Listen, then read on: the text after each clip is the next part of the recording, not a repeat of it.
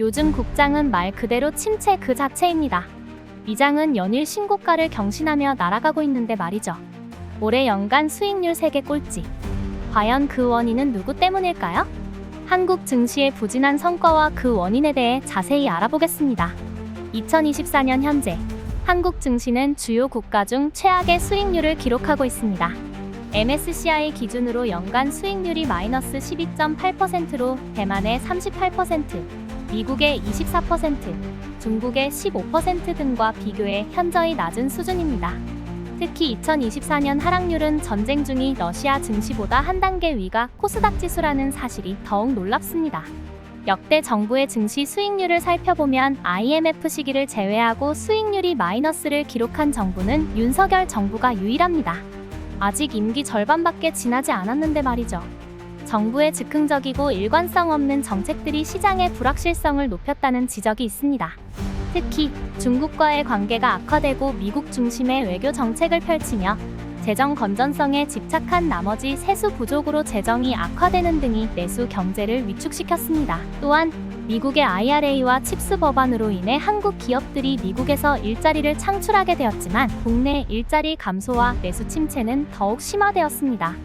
이러한 상황에서 정부는 부동산 부양과 부자 감세에 집중하며 효과적인 대책을 마련하지 못하고 있습니다.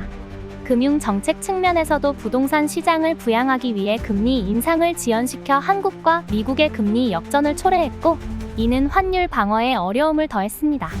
재정 정책에서는 재정 건전성을 강조하며 적자 국채 발행을 회피하고 외환평형기금, 주택연금과 국민연금 등에서 자금을 조달하는 방식을 택했습니다. 이로 인해 환율 방어에 필요한 자금이 부족해졌습니다. 주식시장에서 가장 싫어하는 것은 불확실성입니다. 윤석열 정부의 정책은 일관성이 부족하여 시장의 불확실성을 높였습니다. 예를 들어 올해 초 정부는 일본을 본떠 주식시장 활성화를 위한 밸류업 프로그램을 발표했지만 실제로는 배당 수익률이 낮은 종목이 다수 포함되어 있어 실효성이 의심되었습니다. 이러한 정책들은 외국인 투자자들의 신뢰를 저하시켰고 그 결과 외국인들의 매도세가 지속되고 있습니다. 공매도 금지와 금융투자소득세 이슈, 한미 금리차 역전과 긴축 재정 정책 등은 모두 외국인 투자자들의 이탈을 가속화했습니다. 정부는 경제가 하반기에 회복될 것이라고 전망했지만 실제로는 하반기로 갈수록 경제 상황이 악화되고 있습니다. 이러한 상황에서 정부는 정책 전환과 반성을 통해 실용적이고 예측 가능한 정책을 수립해야 할 것입니다.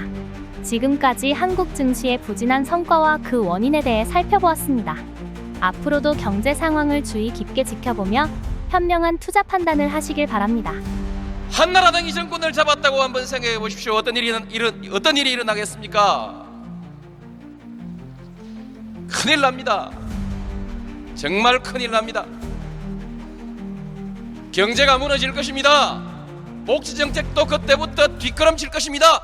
중산층과 서민들의 생활이 흔들릴 것입니다. 동서화합은 깨질 것입니다. 남북 대화도 물 건너갈 것입니다. 모든 것이 뒷걸음칠 것입니다. 모든 것이 무너질 것입니다. 구독, 좋아요는 영상 제작에 큰 도움이 됩니다. 시청해주셔서 감사합니다.